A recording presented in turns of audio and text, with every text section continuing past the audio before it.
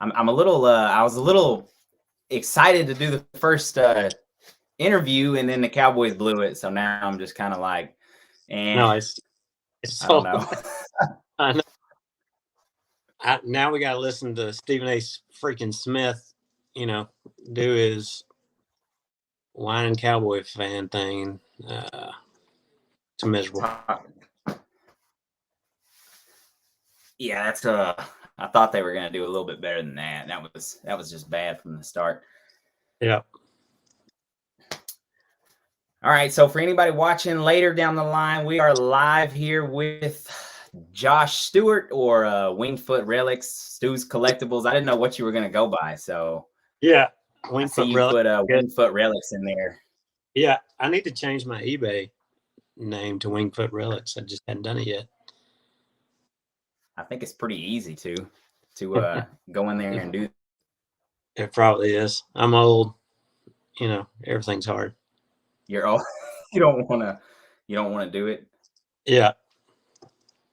Not that I don't want to. I just, I probably should just How's the how's this month? What was that? How are the sales going this month?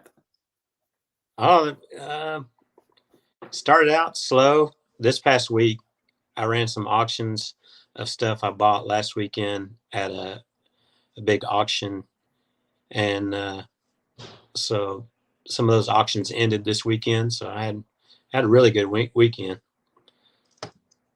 So Texaco flag. Good weekend. Yeah. I saw that on Instagram. What'd that go for? Like $406. Oh. Yeah. All right. For anybody that watches this later down the road, tell us how you got started, and then tell us your genre here, because you sell the coolest genre on eBay, but in my opinion, it's the hardest one to get into. It is now. The coolest one. So just go ahead and explain to everybody. Well, how I got into it, I was just born. My parents had an antique store in my house. It was like the one bedroom. It had a door that went straight to it. So like from the get go, they ran it for 2 or 3 years, and then stopped having it. And then we just did car shows and Canton flea market. And then, like when I was at junior high, my dad opened up another antique store. And so in the summers, I ran the antique store as a 7th grader. So, like, I would never do that now as a parent, but I mean, it's a whole different world when I was a kid. So, so that's how buying and selling became a thing. Is I had to run my dad's booth at a flea market. He didn't price much, so I had to memorize all the prices. So then I started looking at the stuff he sold, and then when he was at the booth and I was bored and walking around, I'm like, I just sold that Shell oil can for $25 and it's $5. So I started buying and selling. Once I went to college, I set up at flea market and stuff in Nacogdoches, and made a little money on the side that way. Then eBay came along, and the rest is history. What I love to buy. You've been on eBay since the first year, right? I think they say I'm 98, so I think it was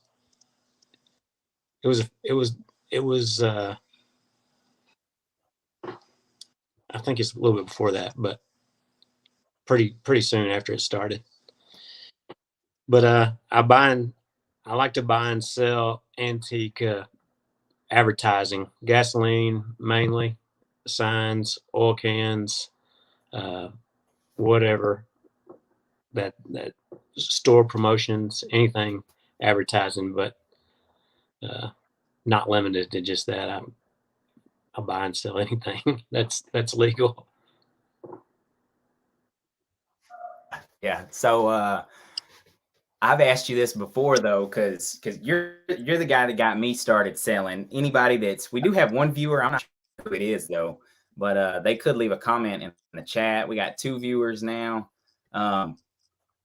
You got me into doing this 6 years ago, but I still do not sell the genre that you sell because it's impossible to get into. So if you had advice to give a newer person like me, how do you get into the oil and gas and the old historical like advertising stuff? Because it's definitely the coolest, but it's hard to Yeah, find and it's expensive. it's getting really hard to find and it's expensive, but it's still uh, with minimal amount of money, it's really hard to do. But I think if you know wanted to invest uh, a decent amount of money, I think it could be done. You got to get in and buy collections and then sell, and then sell it piece by piece from there would be a good way to start. But like I said, uh, you would put a quite amount up front. So it's a tough one. If you're talking about if you buy a collection, you got to invest a lot of money up front. Correct. And that's the Yeah. that's the way. Used to, I could drive around country roads and see this stuff still at stores or behind stores or on old barns and stop and ask. But those days are really few and far between. So going to So now, you used to do it American Picker style almost. oh yeah, yeah. Now it's just going to there's gasoline sign shows and car shows, and it's going there and just building relationships with people, and that's the way I have to do it now. So it's crazy if Do I you still have your connection guy? yeah, somewhat, but like you know if you lose, if you kind of just get out of it for a little bit, it's like it's it's hard to get back in. Like you lose a customer that's buying everything to somebody else that they're buying from now. So there's guys with a lot of money in this Right. in the sign game. So you just got to put your nose in it and keep going. How many how many signs do you think you have right now that are for sale? I know you have some hanging on your walls, but how many do you have Yeah. for sale?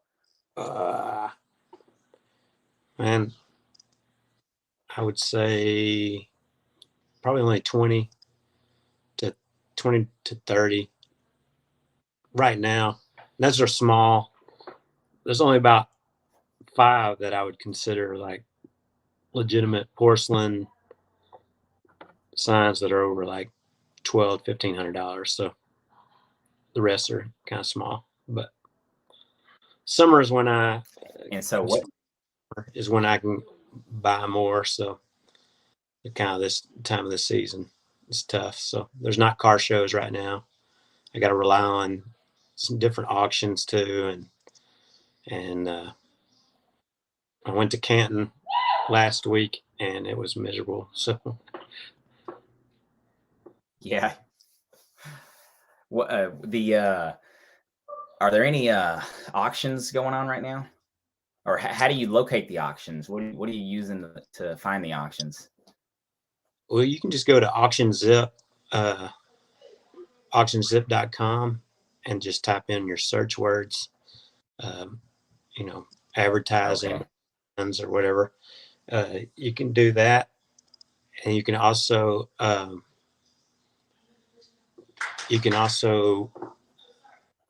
just I follow 2 different auctions. So one is out of Silver Springs, Bright Star. So but near you there's a pretty decent one. They're kind of expensive though. You guys got to find the right stuff. It's in New Braunfels. I can't think of what it's called, but Yeah, I saw one the other day when you told me that auction, and I went on there and looked, man, and all the porcelain signs were already way out of my price range. So Yeah, that's the thing though. It's like you just gotta, you know, pick the ones that you can see. My family's like looking at, they're watching, so they're looking in the window right now, so distracting me. I heard one of them. I think I Yeah, heard maybe Annie. I don't know. yeah, it was Annie being goofy. Yeah, But anyway, she wants to be in on camera, huh? so in auctions though, you got to look at like if there might be 15 signs in the auction, and I can't afford 12 of them, but three of them, people are just, I don't know what happens, but I'm able to get. So They just fall through. yeah, it's random. Not as many collectors are looking at that one at that time, but later down the road it'll sell for more type stuff. Yeah, sure. Yeah. Like the other signs will go for like sometimes two times what I even think they're worth, but then a sign I think's worth, a good amount. Everybody's just kind of sleeping on it. So you never know. What's the most expensive sign that you sold? What did it sell for? I know the Cadillac one hanging on the wall is worth a lot, but Yeah. Yeah. The most expensive would be a mobile Pegasus cookie cutter. It's about 7 feet, mobile Pegasus. Uh, and I've sold four of those, and they've gone for anywhere from 5,500 to 8,500. I actually bought I actually bought that's crazy. actually bought one in Nashville from the American Picker store and had it sold while I was in the store, and so I just delivered it. I just brought it straight back to Dallas. You just got a finder's fee.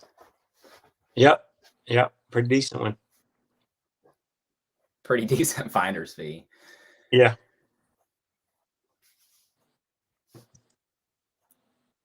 Oh man, yeah. So did you have you had any luck with the auction that you went up there to? Was the Texaco sign from that one?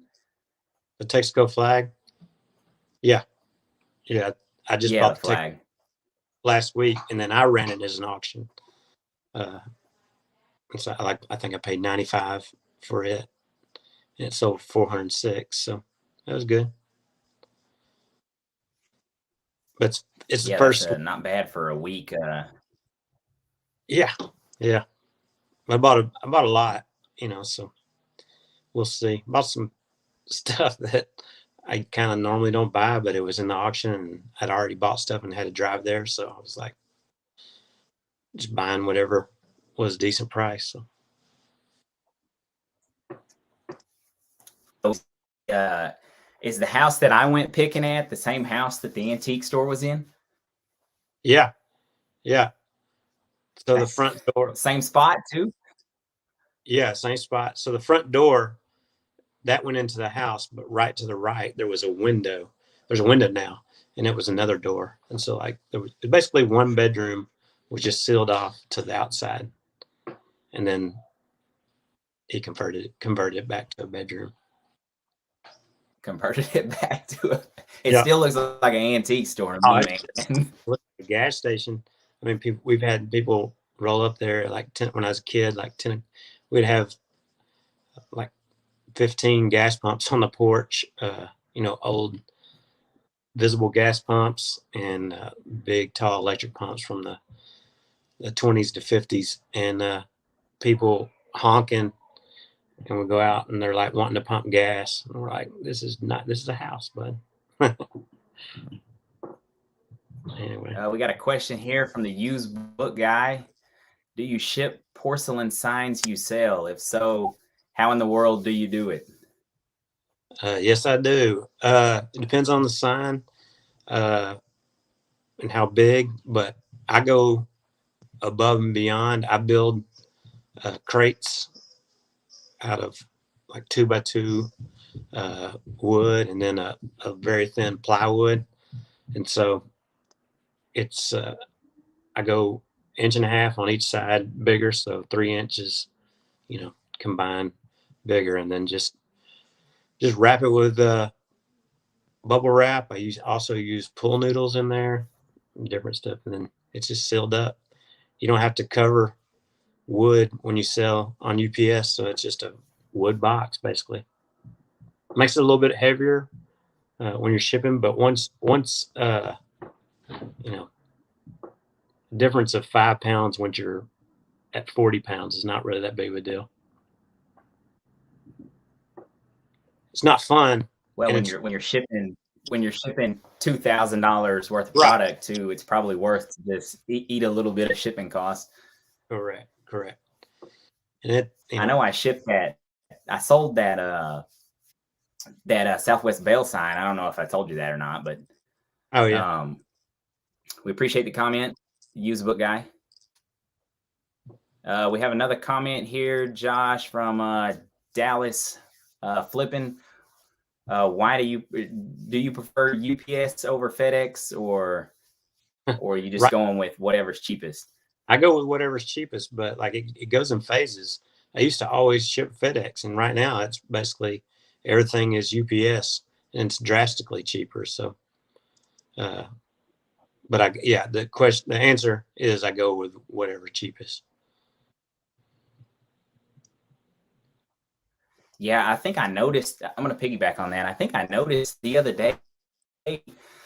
I went through a phase where I was shipping everything FedEx because it was cheaper, and then Yeah. all of a sudden UPS was like $3-4 cheaper than FedEx is now. And some of my stuff I can ship it UPS cheaper than like even parcel with the postal service. So Yep. I don't know what's going on with the prices right now. Yeah. Well, FedEx and USPS both just had an increase, and UPS didn't, I believe. But even before that, and it's basically from about November till now, UPS has been just way cheaper. Yeah. I sold that what I was saying, I sold that Southwest Bell sign, and I think I shipped it. I remember you saying you would wrap yours with like wood, but that one wasn't big enough. So I just wrapped it with a hard like a box, like a nice box that I cut up, wrapped it around the edges of it, and then bubble wrapped it, and then wrapped it in a box again. Yeah. But I only do it if the sign's like 30 inches or larger. Okay, yeah, I was gonna say this one was, I think, 18 inches by 18 or something like that. Just curious, do my eBay sales pop up on the phone? I just had one. No. I heard it, but no, it didn't. It didn't show up on the screen. No. Cool. No, I heard something about it, no, or dinging. So hey, I sold those small signs too, the little I mean, I don't know what they are, like pole signs. It went on the pole. I sold 2 of those, and I shipped those first class. I just wrapped them in bubble wrap and put them in a poly mailer. Yeah. I just sold a deer antler knife. It was a pretty good sale. So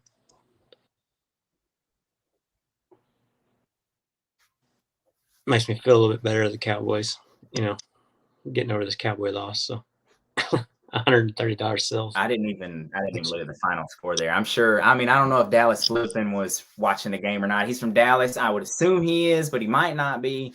I'm not sure, but it was definitely, like I said, I was excited to come in here and do the first live stream, and then they lost like that. And now I'm just kind of bummed out about bummed out about the game. But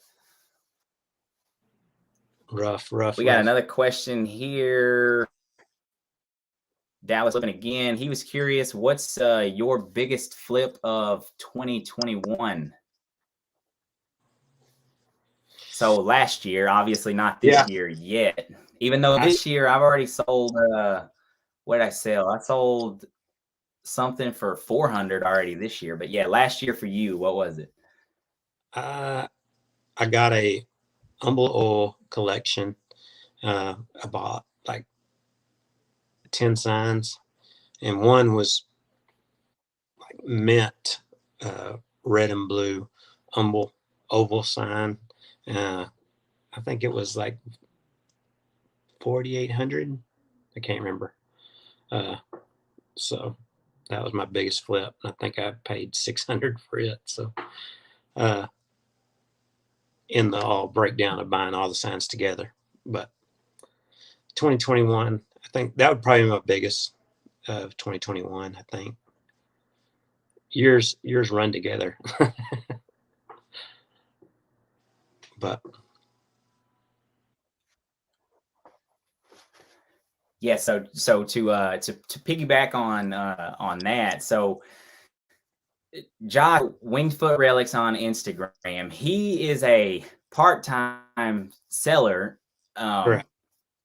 He's a high school coach and a teacher full time, but his part-time sales, I was all excited and I texted him, hey man, this is how much I sold my first year. And then he texts me back like $6,000 more than what I did. And I'm like, thanks a lot, man. I appreciate it. Thanks a lot.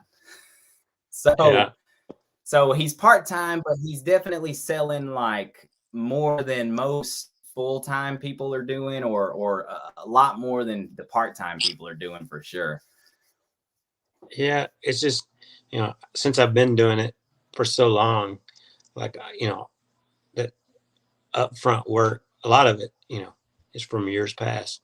I mean, I just list stuff and leave it. I don't really change prices much. I send out, sales and stuff and offers, but uh, I don't really worry about it. I just let it sit. So there could be stuff that in my store that's 5 years old. So, that's how I've got a lot of inventory, or not a lot, but a decent amount of, store inventory. So uh, it just keep it rolling.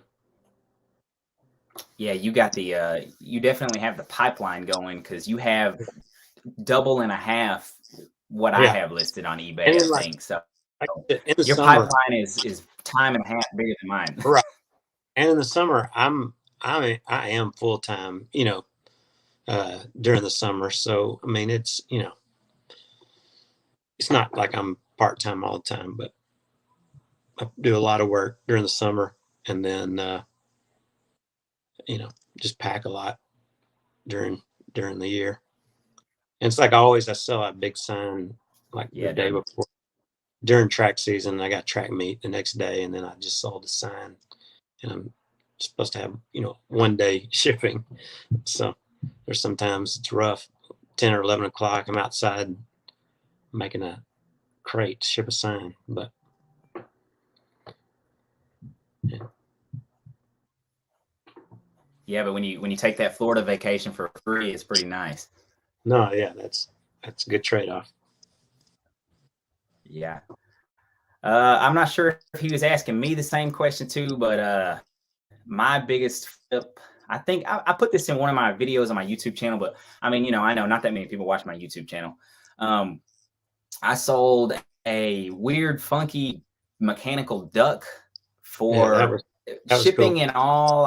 I think it was around $2,200, Yeah. and I picked that up for $5 at a garage sale. So that was a super good flip. It was actually broken too. If it had been working, it was probably like $8,000 to $10,000 flip, which is absolutely insane. But whatever, I'll take it. Yeah. Yeah, that was interesting. I would have bought it because it was $5, but it did not look like a $2,000 Hey, item. the funny thing is, it was $10, and I asked the lady if it worked, and she goes, "I don't think it works. So how about we do $5 on it?" Yeah. And I was like, "I mean, I don't even know what this thing is, but I'll do $5 on it." And when I got home, I looked it up and I was like, there is no way that, this thing is worth. All the ones that were on there for like 12,000. And I'm Yeah. like, there's no way this is worth $12,000. So I looked at the solds and none have sold. And then remember, I ran the auction on it first, Yeah. and the seller didn't pay on the auction, and they wanted to do some shady stuff. They were trying to get me to PayPal them and this and that. And so I just canceled it, and I listed it, buy it now, with immediate payment required. And then within 24 hours, I think it had sold for 2,000 plus shipping, and the buyer paid $200 and something to have it shipped to them. So Yeah. that was definitely crazy. Dallas flipping here again. He says, where's your favorite place to source? Since you're in Dallas, I'll go with Pate's Swap Meet. It's a humongous car show at Texas Motor Speedway in Fort Worth, and it's late April, early May. That would be my, Yeah, you're still gonna have to take me to yeah, one of those swap meets like yeah. I mean, it's overwhelming for we me. got a question here. Miles Herbst is asking, have you seen an uptick or a downtick since the COVID hit?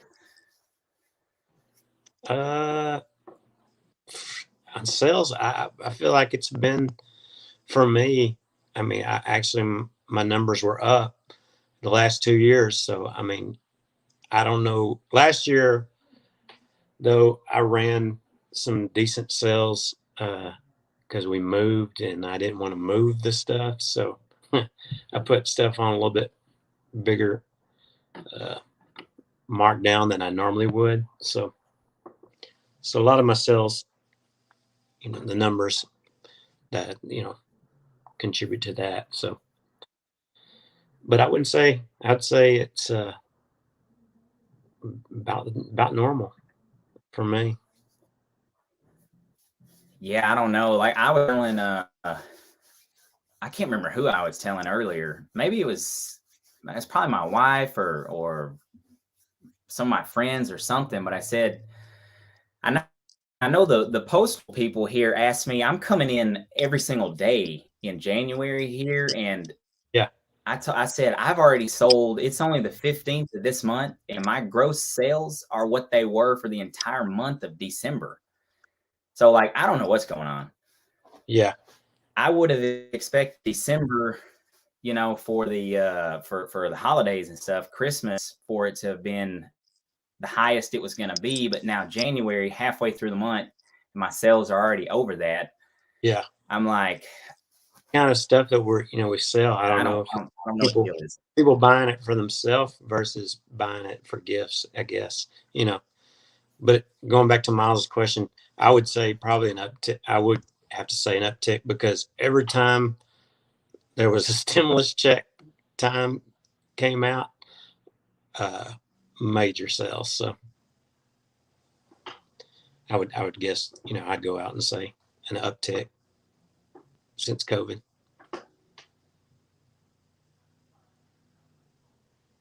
Did we freeze up?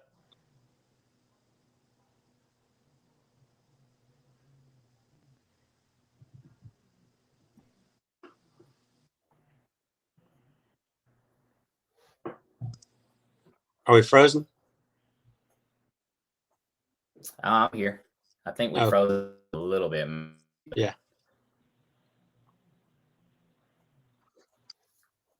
I'm sure the Amazon sellers saw a massive uptick during COVID. Yeah.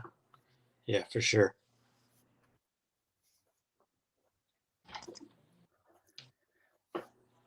All right. Well, I had us slated for 30 minutes here, and I want to thank everybody that came to watch. Next week, you guys could join us back. We will actually have on Dallas Flippin' to talk about video games and vintage toys. He's always picking up that sort of stuff.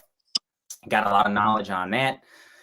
Thanks, Josh, for being the guinea pig on the live stream. I hope everybody watching had a good time. Make sure you guys like the video, smash the thumbs up before you leave, and we'll see you guys next time.